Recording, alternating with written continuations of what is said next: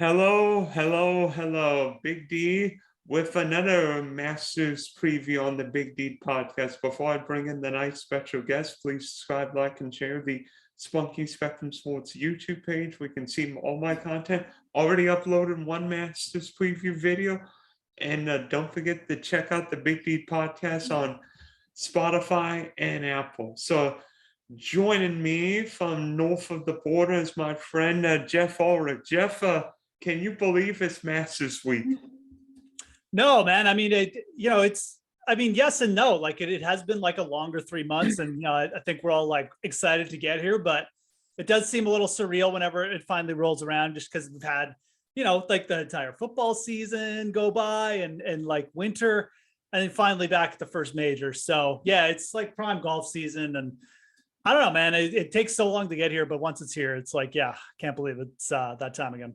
Yeah, and what better course to have the golf's first major in Augusta? I mean, it just fits with it. Just makes it just back in full crowds now. It seems like we're back out of all that funk we were for a couple of years, where Lord knows what event was taking place.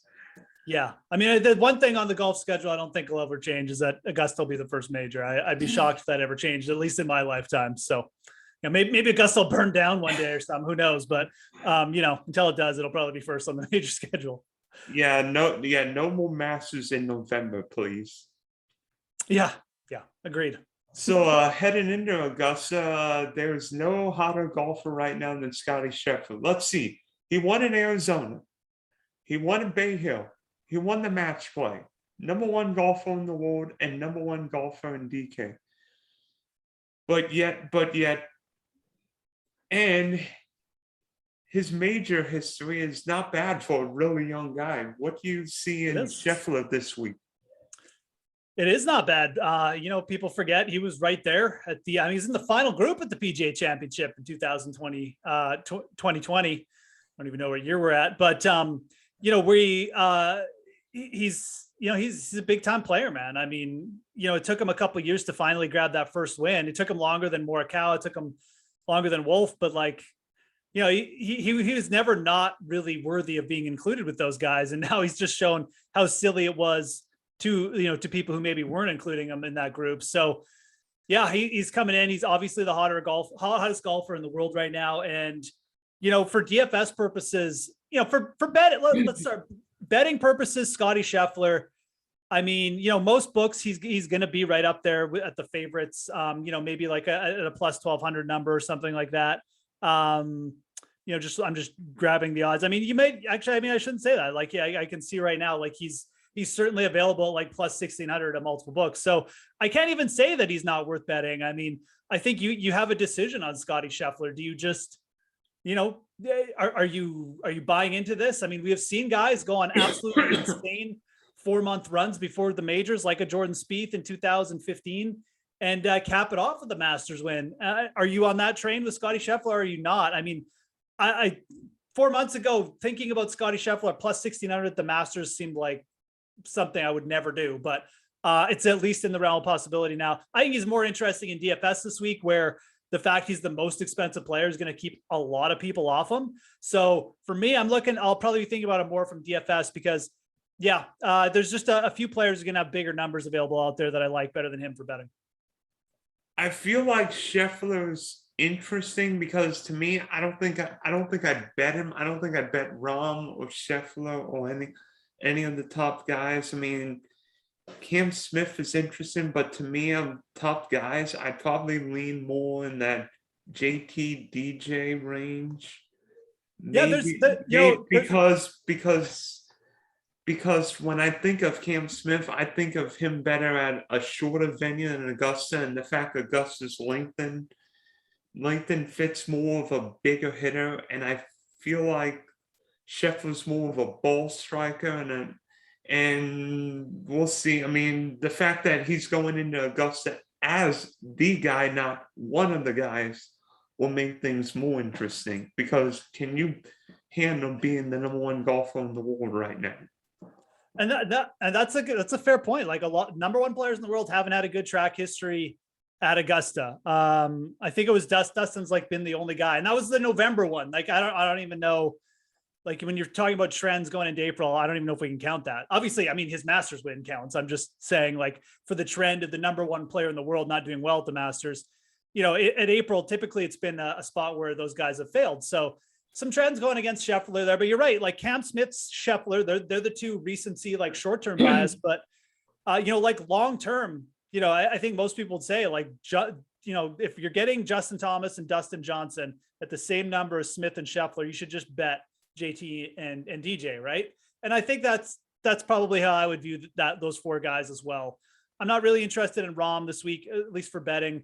Maybe not even for DFS, but if I'm looking at those four golfers, top of the board, I'm probably going to take a shot with JT or Dustin. Maybe slight lean for me to JT right now, but I think there's a good chance I'll just have none of those five guys as bets. The guy with the most at stake this weekend, seemingly for like the last 15 years at Augusta, Rory Mcllroy.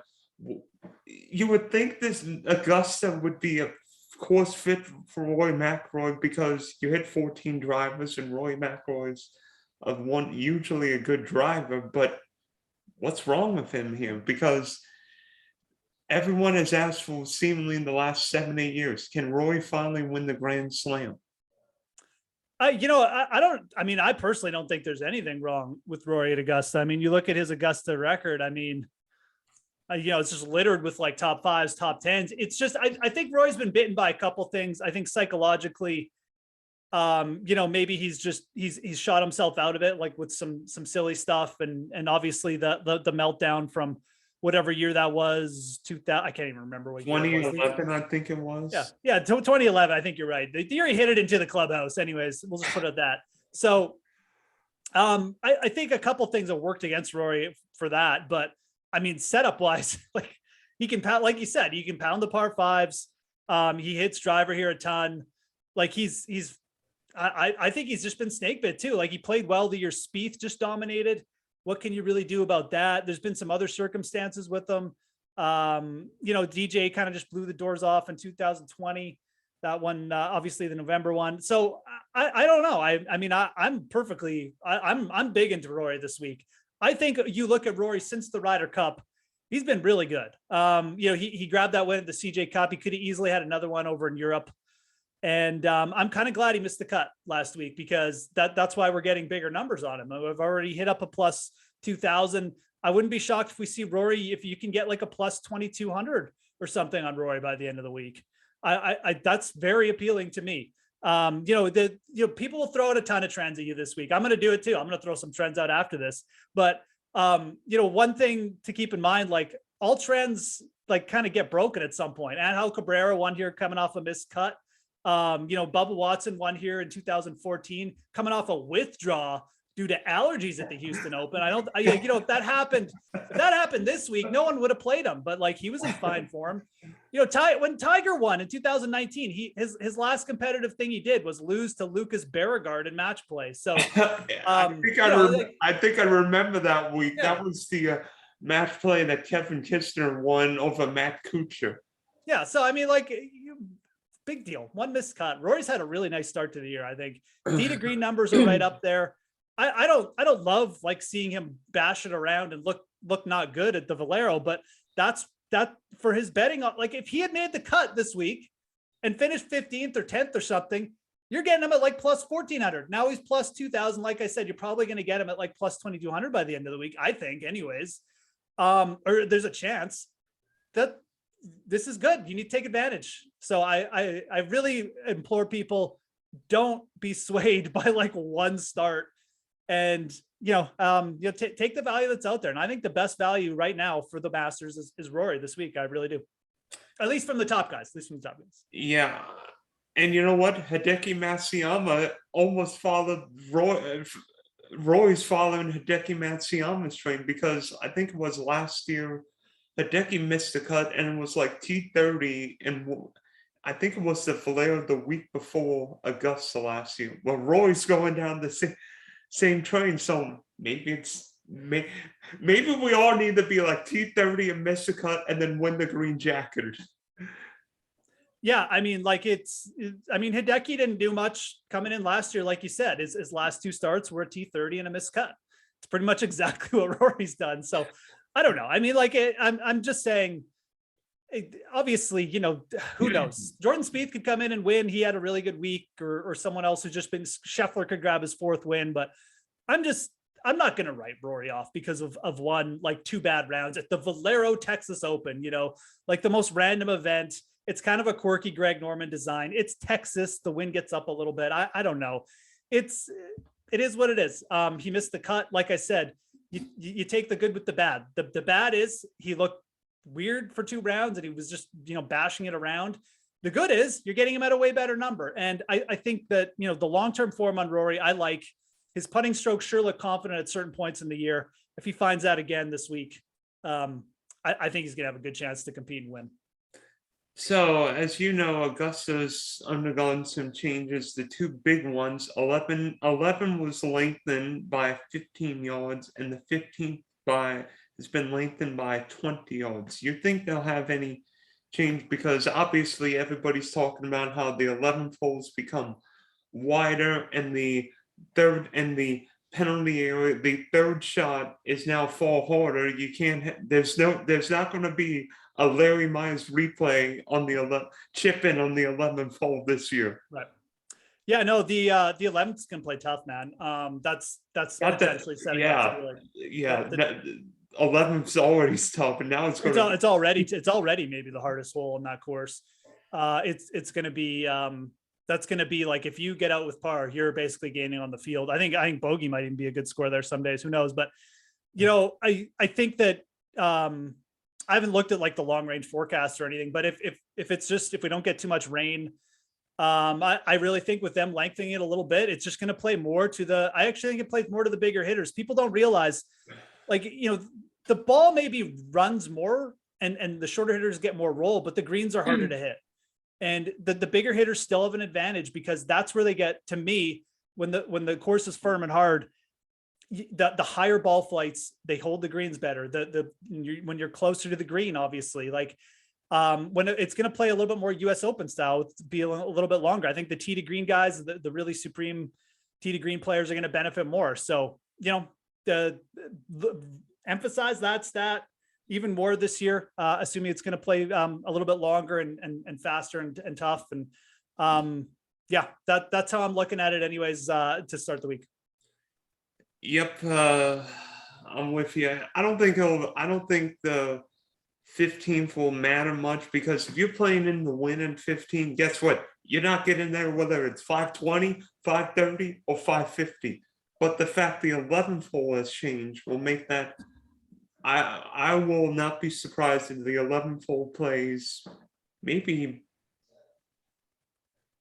close to the like 4.8, 4.9, or even a shot over par. Yeah, it could get up there. Absolutely. Like I definitely wouldn't be shocked if it's over like 4.5. I mean, we have like Ian Woosnam in the field too. Actually, oh gosh. Sure, but I mean, those guys are going to skew the stats as well. But yeah, the 15th will be interesting too. I mean, and again, I think that's another place where, that was like an auto. If you basically hit your drive in the fairway, it didn't really matter who you were. You'd have a chance to go for the green. And you're right. Yeah, like maybe just the big hitters now have a chance to go for the green there. So that one I think is going to be way more interesting. I mean, we know the 11th is going to play tough. It's just going to be a little bit tougher. But the 15th, I'm really interested to see how that one plays, and see the effects on that hole. So we've mentioned a couple of favorites. Who are some longer odds? Maybe not in the 20s, but maybe outside the 20s. You're looking on securing this week. Yeah, I mean, I'm of the opinion that like Daniel Berger, I don't want to say he's like, like the next Scottie Scheffler, but like he kind of is getting disregarded, kind of like Scheffler was. Like the fact he's 40-1, and like we have Xander down there in the 20s, and like Zalatoris is the same price as him. I feel like Berger just doesn't quite get enough respect. And at 40-1, I mean, it's a player who finished T10 at Augusta on his debut. He's been in the mix at a couple tournaments already this year. Obviously, he blew the Honda Classic, but like he's shown he's just got an insanely consistent approach game that's going to work really well on a tougher course. He hits a lot of fairways.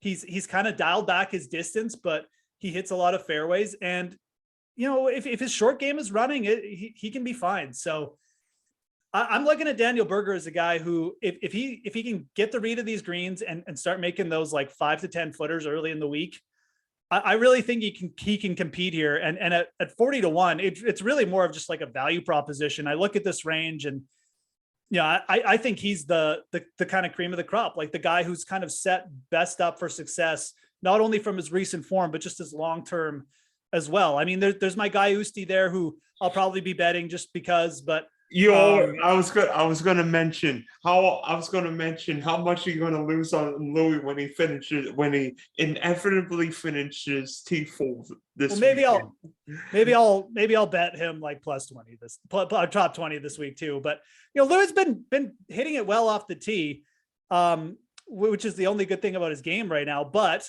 we know he's an elite putter. So I will say this about Usti. I like the fact if the course is going to play tougher, I actually think that really benefits him out here. I think he was kind of struggling here the last couple of years because it was turning into a little bit more of a shootout. And I don't like Usti in tournaments when you got to get to like minus 19 or something. You got to beat these young players. But I think score here gets down a little bit and we get a bit of a longer course that's playing tougher. Usti, I like that for him. So I wouldn't write him off at this number either. I do think Adam Scott's probably a better bet this week. After saying all that, he's just shown better recent form, right? If we're factoring in some recent form and stuff like that, and Scott seems to be having the positive regression with the putter that like Louis had last year. So maybe this is Scott's year to finish like top 5 in all the majors. It kind of feels like it might be. So Adam Scott at plus 5,500, I think is also like a very good bet. Like I look at him and Berger in that range as like the sort of the guys, I mean, that I think I'm most interested in. Like I said, I'll probably dabble in my Louis play, but the guys like Connors, I'm not betting here. I just think the greens will finally get him eventually. He'll maybe throw in a 4-putt or something. Burns, I think Burns is very capable of winning a major at some point. He's another player who maybe just, you could make the argument like he's the guy you should be betting instead of Berger at plus 4,000, but I don't know, maybe just not quite the time yet for Burns. Berger at least has the experience factor on him. So I'll go with Scott and Berger as my guys in this range. Yeah, maybe if we were playing the Valspar this weekend, I'd take Sam Burns, but the Masters and Valspar are two totally different events, right? That's right. I actually think Corey Connors makes some sense this weekend in the 50s because we know his history. He's contending at Augusta, contending in majors, and yes, you're worried about his streaky puttiness, but there have been plenty of bad putters do well here. I mean, Adam Scott is not known as the greatest putter. Hideki's not known as the greatest putter. Sergio Garcia, Hideki, Dustin Johnson is a streaky putter. Maybe this absolutely. Now, the thing I'd say about all those guys when they won at Augusta, finally, they were seasoned, right? Like they'd come here, they've been around the greens a little bit, and Connors has 2 top 10s at Augusta. Who am I to say he doesn't have some experience? But I don't know. I also feel like with a guy like Connors having top 10 here two times in a row now, does he just put too much pressure on himself, like to try and re-up it in a year where he's kind of been a little bit up and down already?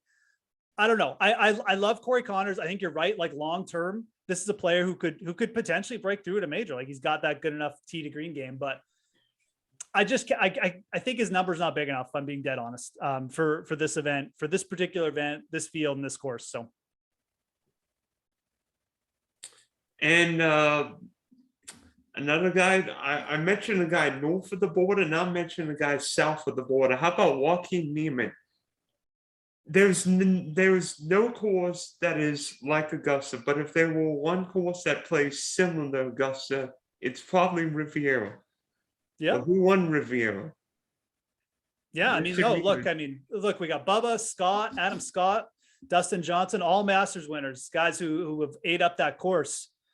I mean, I'm more interested in Neiman than I am in Connors, which, some people may say, well, like Connors is the guy who's top 10, but I think Neiman has better long-term upside. And I think that his upside at an event like the Masters is better as well. I just think he's got a more refined all around game. And he showed that at when he won at the Genesis, like he gained like 1 million strokes around the green that week too.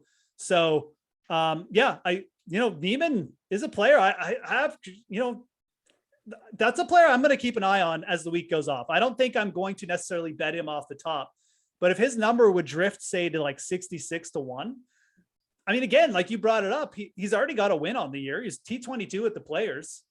This dude's kind of like lit it up to start the year. He's going to hit it in the fairway a ton. If that putter shows up like it did at the Genesis, and yeah, I could see it. Maybe you can make the argument. Maybe it's like too soon for him, but I don't know. Like Neiman is definitely, again, much like Scheffler. I mean, perhaps just a guy in waiting. I mean, we've seen multiple winners in Smith and Scheffler already this year. Maybe this is the third multiple winner we get, and Neiman just takes his step up to superstardom. So yeah, that's a name I'm very interested in. I wish that, if you could find him at 66 already, I think that's a good number. And I think he's a player who could potentially get up to like, bigger numbers as the week goes on, because I haven't heard any talk about him until right now. And I'll be honest, like I've thought about him a bit, but as we're talking, I mean, I think he makes more sense than guys like Connors in that range. So. Yeah, I'm just wondering, would you rather have Joaquin Neiman or Billy Horschel? I never bet Billy Horschel, so there's no way. I think I'd take Neiman, especially with. Yeah, I've seen some people throw out Billy Horschel's name this week. I just can't do it. I mean, 90-1, if you're getting like 100-1 on them, I understand. Like it's probably not a bad. I don't bet Billy Horschel, probably because I don't like to look at him, watch him yell at the green like a maniac. I mean, I don't know. Okay. Yell at the fans. He'll get someone kicked out of Augusta if he's in contention. We don't need that. We really need Billy Horschel to win the Masters. I don't know.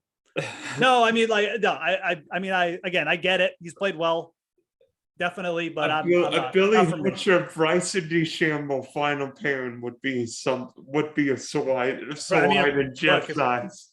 Bryson's in the final pairing. I mean, this is going to be a wild Masters, that's for sure. Yeah, and he'll be hitting the ball. So Corksy, the CPS crews won't know what to do. Okay, so from a DK perspective now, we talked a little bit about simulators, and obviously for golf, to me, the best one to use is Fantasy National. Could you explain how you use Fantasy National to make your DK lineups this weekend?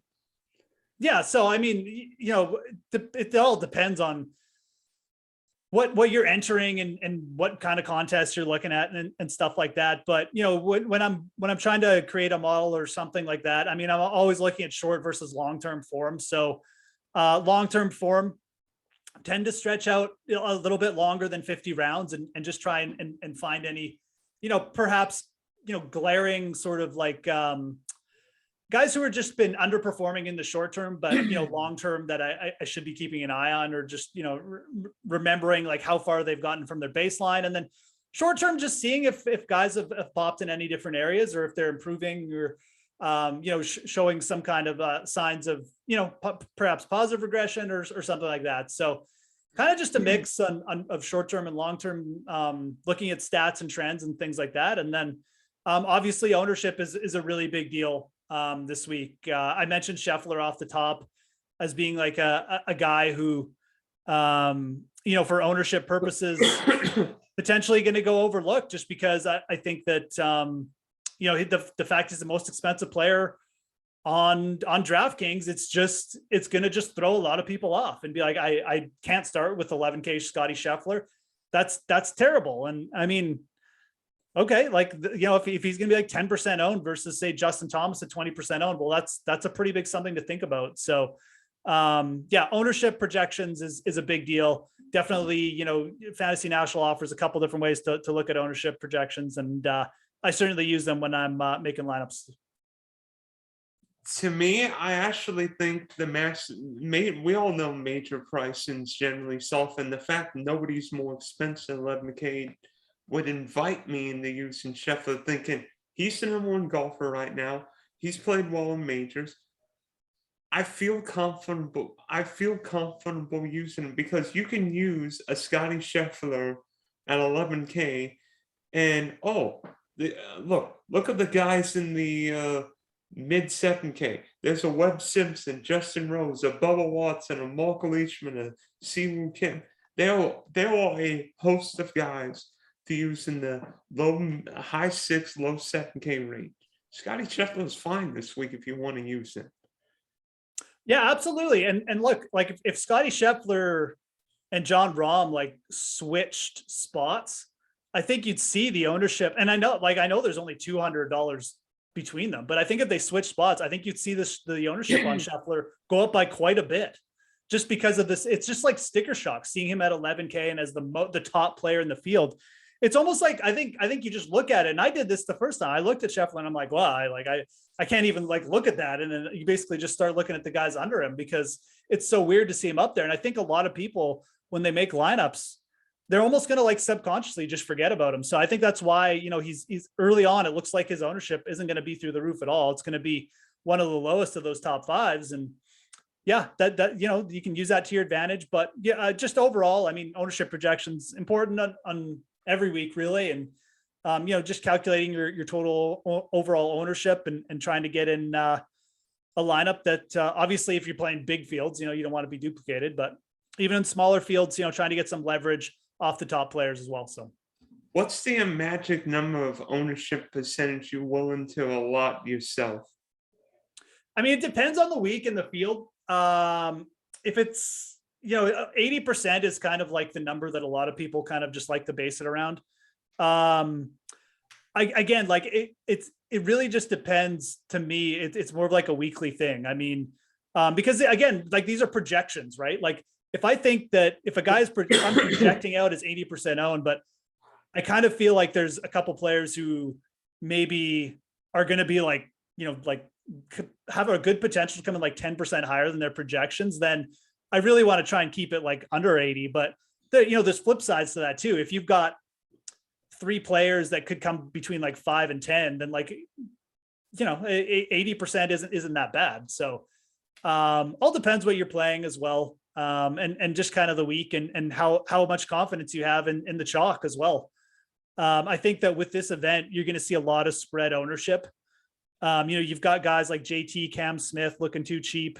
And you've got guys like Rory coming now in off a missed cut. And Jordan Spieth coming in off a really good week. Like you'll see, I just think you're not going to see anyone go too crazy. So I think you're going to get a lot of spread ownership. And you may even have like people are going to have trouble making it just off the top. I feel like people are going to have trouble making like truly kind of under owned, like, really low ownership lineups because everyone's gonna just have a little bit of ownership. Like no one in this day and age is going unnoticed. Like Siwoo Kim at 7,100, he played well last week. He's probably going to get a little bump. That's not going to be like a big surprise. Tony Finau now finally made a cut. People are going to be talking about him again. Woodland at 6,900. That's going to be a sleeper. I think it's a good time and I think it's a good spot to potentially pay up for guys who are going to be, just carrying low ownership. Like I mentioned Usti, but Berger at 9K as well. So this is one of those weeks where, you don't want to say like making a bad play to get low ownership, but guys who are just like a little bit too expensive compared to the rest of the field probably are going to get you some nicer ownership overall in your lineups. And again, Usti is a good example at 8,900. Compared to the field, he should probably be, like 7, closer to 8K. But at 8,900, is he really like that overpriced? He's still going to be pretty easy to fit in just because of the overall softness of the field. So yeah, you can do, there's still things you can do without going too crazy and having to roster like, Sepp Straka or something like that, or someone who's just going to have like, sub 5 ownership. When the Masters ultimately begins on Thursday, who do you think will be the chalkiest guy? Because I've got a feeling we've got the same answer to that. So that's a good question. I'll tell you this. I mean, I know that the lowest owned player above 9,000 is going to be Bryson. There's no doubt. And if Bryson is super interesting. I don't even know. Like I probably am not going to go there, but like we're talking like 3% ownership on him, right? He's got the bad history because he didn't perform well here when he was like the massive favorite. He's never really like been in contention on Sunday, and then all this stuff going on this year with just the injuries and not playing much. Bryson is easily, he's just going to bring in like 2% ownership. As far as the chalkiest play, it's gotta be like Spieth is going to be up there. I think a lot higher than people think, and I think that Spieth playing well this week is going to bring the ownership a little bit down on Cameron Smith. So I'm going to say Justin Thomas at 10-3, cheaper than DJ, cheaper than Rahm, and cheaper than $700 cheaper than Scheffler. I just don't think people are going to be able to get off that. And, he's just played really well, almost won his last time out. He's been talking up his game as well. You just throw all those ingredients in, and Justin Thomas just looks like an easy start at 10-3. And I think most people are just going to take that. And we all remember how well JT played at Sawgrass and hurricane force winds or whatever conditions you say. Yep. So, I mean, I wouldn't be surprised if Thomas is chalky. I mean, of course, Jordan Spieth's going to be chalky at Augusta. So why are we surprised? I mean, in fact, I think interesting to see between Cam Smith and Jordan Spieth this week. Really going to be interested in those and that. I wonder how many people like. I'm kind of peeved that Spieth played well on Sunday because we were potentially setting up to have like a 10% gap between them, and I don't know if it's going to be anything near that. It might be 10% the other way now. Yeah, I mean, I don't think it'll get that far, but recency bias is a big thing. And, Spieth's course history, I mean, Cam Smith has good course history too, but Spieth's course history is pretty hard to top. So ultimately, who is your one and done pick for Augusta? For Augusta, I mean, if a one and done, I mean, obviously you got to burn a big name here. I wouldn't fault anyone who used Justin Thomas, just because I do think like, even though he's probably going to be the DFS chalk, it's pretty hard to fade him. And if his putter does show up, I mean, he could absolutely just light it up this week. So that's probably my first answer. My second answer would probably be Rory. I'm pretty big on Rory's chances this week. Rory has, again, you got to step back, look at the bigger body of work. He's been very good in a lot of facets. And this is like Rory, and he said this himself, like he likes it when people are doubting him, when the pressure is off. Well, he just took off all the pressure by missing the cut last week, because no one's going to be talking about Rory this week. They're going to be talking about how nobody ever wins coming off a missed cut. And all the pressure is going to be on Scheffler, Thomas, and these other guys are going to be getting talked up. So Rory McIlroy's won 3 of his last 6 events on PGA Tour have come after a missed cut. So take that for what you will. He's proven that, once you write him off, once people, kind of get on him about, something, he'll bounce right back. So I would be fine with either one of those guys if you still have them. If you need someone a little bit dark horses, Daniel Berger, I already mentioned, and like a guy like Scott or Neiman, absolutely, I could get behind too. Well, I picked him last year, and I'm picking him again. I think this is the week Xander Schauffele finally gets that major. He's finished in the top 10 in half his major starts. half. Yeah, it's crazy. I mean, it's the consistency, man. It's ridiculous. I always worry about guys who this is kind of a dumb thing, but it is shown to be like a little bit true just in terms of trends. Guys who've been in contention at Augusta and they come the next year, they tend to just like not do as well. And kind of, maybe it's that like, oh, I was so close last year, and then they get behind a little and it's like, well, but I mean, Xander, you can't question the consistency, man. Like he every year at the US Open, it's just like automatic. He's in contention. So I don't mind it. He's a player. I think Xander benefits from the course being a little tougher too. So he's at a pretty under the radar start to the year. I think he's a major championship winner at some point in his career. Why not this week? He's been pretty good.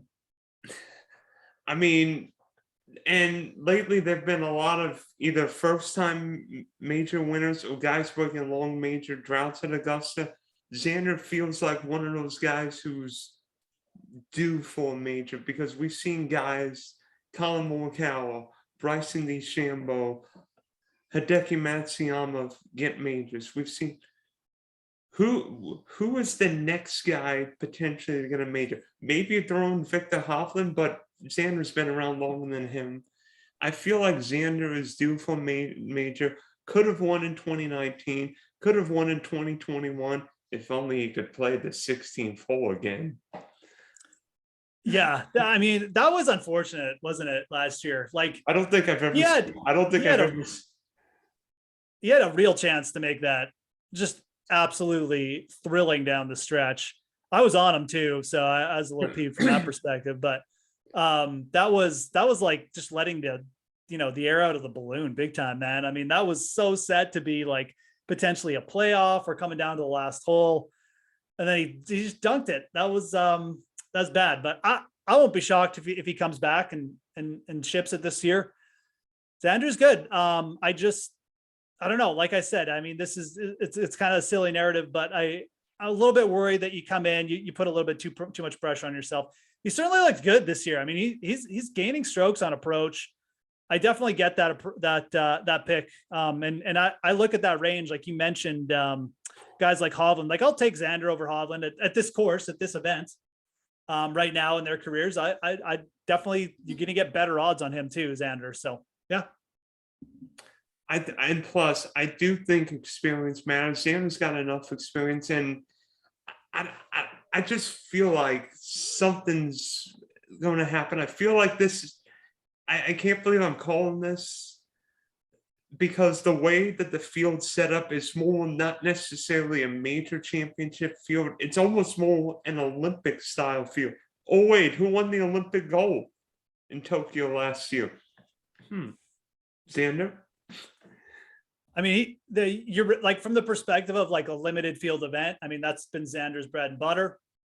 This is like the most limited field we get in the majors. So you're right. It kind of does set up as like something that we should be looking at Xander at, long term. So will the winning score be at or below double digit under par? Oh, at or below? Man, hard to take the under there just from what we've seen, but I don't know. I mean, it's kind of like, they're talking up these changes. The modern players just, they're just so good at like overcoming everything with the technology and stuff. I don't know if I'd ever take the under unless I knew there was like a storm coming in. So, yeah, again, looking up the Augusta forecast, I mean, that kind of bad unless I saw something like really specific that might drive us off. Actually, looks like we might get a little bit of thunderstorms, nothing too crazy, but some high winds potentially on Friday. That actually could be really interesting. And then the weekend doesn't look too bad. It's not going to be super warm. Doesn't look like, but I don't know. I don't know if that's enough to make me want to take the under. If it does stay a little bit cool and those winds get up on Friday, though, I won't be shocked if it's the under that either. Yeah, I think if if it's like 8, 9, 10 under, nobody be surprised. If it's 12 under, nobody be surprised. And heck, if it's 20 under, nobody would be surprised. Yeah, I mean, just looking at a quick glance at the forecast and just with the changes, I definitely don't think we're going to see like a score fest. Like a 10 or a 12 under wouldn't shock me at all. And the temperature's going to be a little cool and crisp and a little bit of wind on Friday too. So Just I don't know, maybe we will get like, a bit of a grind fest and it turns into like a 10 or an 8 winner. But I think 12 under right now, looking at that, maybe between 14 and 10, if you want a bigger range, would be my guess. But does look like this could play like a bit of a tough major, which is good. I like it when Augusta plays tough. Yeah. So thanks for hopping on, Geoff. We wish you bets and DFS options well. And we'll talk later. Absolutely, man. Thanks a lot for having me on.